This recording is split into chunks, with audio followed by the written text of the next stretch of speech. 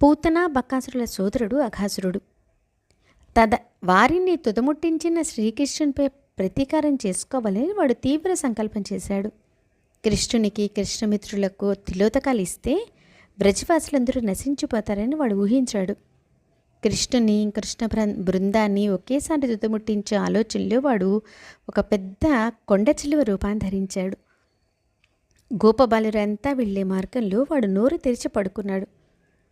వాడి పై పెదవి ఆకాశాన్ని తాకుతోంది, కింద పెదవి భూమిపై ఉంది.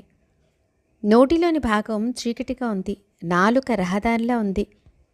ఆ వింతైన దృశ్యాన్ని చూసి గోపబాలురంతా మంచి ఆట స్థలమని అనుకున్నారు. తమ క్రీడార్థం ఏర్పాటు చేయబడిన ఒక విగ్రహం అని దానిని వారు భావించారు. అయినా వారికి కొంత అనుమానం వచ్చింది.